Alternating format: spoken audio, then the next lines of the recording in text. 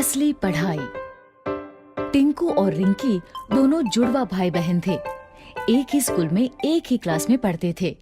दोनों पढ़ने में बहुत अच्छे थे, लेकिन अक्सर टिंकू ही ज्यादा नंबर लाता था।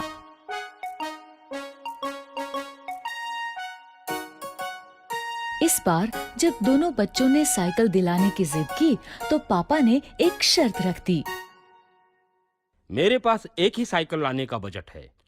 तुम दोनों में से जो भी क्लास में टॉप करेगा उसे ही साइकिल मिलेगी। पापा की बात सुन के दोनों बच्चे पढ़ाई में जुट गए। लेकिन टिंकू कुछ ज्यादा ही स्मार्ट था। उसे पता था कि नंबर्स कैसे लाते हैं।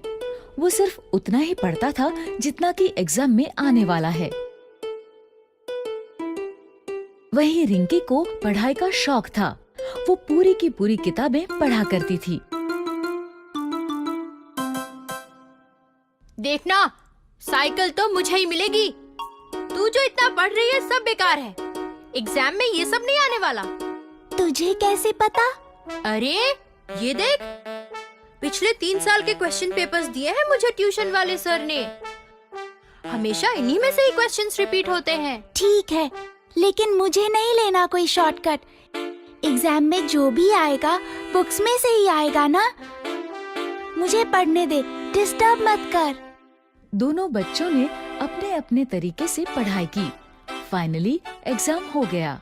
ये एग्जाम खत्म, मस्ती शुरू। कुछ ही दिनों में रिजल्ट घोषित हुआ और वही हुआ जैसा हर बार होता था। टिंकू ने टॉप किया, रिंकी सेकंड आई। ये अब मुझे साइकिल मिलेगी, हुर्रे! टिंकू को साइकिल मिल गई। वो बहुत खुश हुआ। ये लो, लेकिन ध्यान रखना ये तुम दोनों की साइकिल है। रिंकी को भी चलाने देना। लेकिन टिंकू कहाँ अब किसी की सुनने वाला था। वो तो बस साइकिल लेके चंपत हो गया। उसी दिन शाम को टिंकू और रिंकी का रिजल्ट अच्छा आने की खुशी में पूरा परिवार बाहर खाना खाने गया। खाने के बाद जैसे ही होटल से बाहर निकले तो अचानक से 2 लोग माइक और कैमरा लेके उनके सामने आ गए।